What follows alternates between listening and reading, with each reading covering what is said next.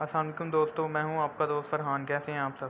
کیا آپ کو معلوم ہے کہ ٹائٹینک بحری جہاز جو کہ 1912 میں 14 اور 15 اپریل کی درمیانی شب کو سمندر میں ڈوب گیا تھا، اس کے متعلق اس جہاز کے مالک نے کیا دعویٰ کیا تھا؟ یہ ایک مشہور برطانوی بحری جہاز تھا جو اپنے پہلے ہی سفر کے دوران ایک برفانی طوطے سے ٹکرا کر ڈوب گیا تھا۔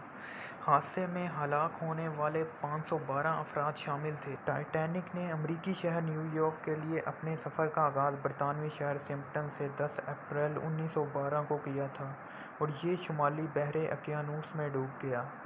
اس کا ملبہ اب بھی سمندر میں 3800 میٹر گہرائی میں موجود ہے۔ اپنے سفر کے آغاز کے چوتھے اور پانچویں روز کی درمیانی شب، اس میں سوار 512 مسافروں کی زندگی کا چراغ اس وقت گل ہو گیا جب یہ سمندر کا بادشاہ برف کے گلے سے ٹکرا کر دو ٹکڑے ہو گیا۔ لائف بوٹ کے ذریعے ٹائٹینک کے صرف 724 مسافر زندہ بچ پائے، کیونکہ اس کے مطابق یہ مشہور تھا کہ یہ کبھی نہیں ڈوبے گا، اس لیے اس پر زندگی بچانے والی کشتیاں کم رکھی گئی تھیں۔ اگر لائف بوٹ زیادہ ہوتی تو لوگ بچ سکتے تھے، کیوں نہ کہ اس جہاز کو ٹکر کے بعد ڈوبنے میں تقریباً 2 گھنٹے 40 منٹ لگے تھے۔ کہا جاتا ہے کہ مرنے والوں کی تعداد 512 سے بھی کافی زیادہ تھی، کیوں نہ کہ جن لوگوں کی جہاز کے عملے کے ساتھ جان پہچان تھی، ان میں سے بھی بہت سے لوگ ٹکٹ کے بغیر اس پر سوار ہو گئے تھے، جن کا کوئی ریکارڈ موجود نہیں تھا۔ بچنے والوں میں سے کمپنی کا مالک اس میں بھی شامل تھا، جو کہ خواتین اور بچوں کو جہاز میں ڈوبتا چھوڑ کر ایک کشتی کے ذریعے نکل گیا۔ اس خود غرضی پر وہ پوری زندگی نفرت کا نشانہ بنا رہا۔ اسے ٹائٹینک کا بزدل ترین شخص کہا جاتا تھا۔ اس کا نام بروس اسمے تھا۔ اسمے اکتوبر 1937 کو گوشہ تنہائی میں چل بسا۔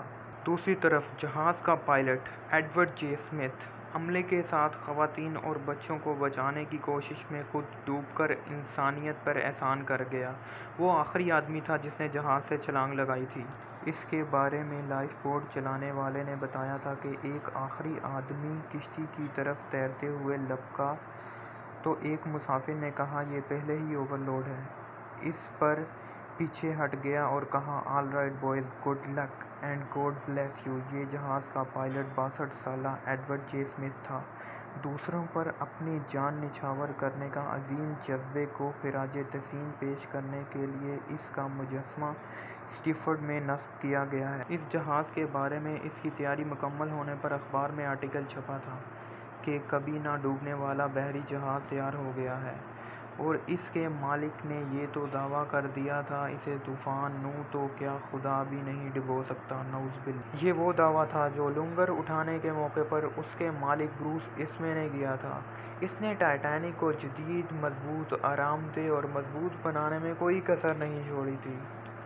خدا کا نام لے کر سمندر میں کشتی ڈال دی جائے تو وہ مزدور مجنون سے بچ کر نکل سکتی ہے، لیکن تکبر سے سمندر میں اتارا جانے والا دیوہکا جہاز بھی ممکن ہے کہ کنارے نہ لگ سکے۔ یہی کچھ ٹائٹینک کے ساتھ ہوا۔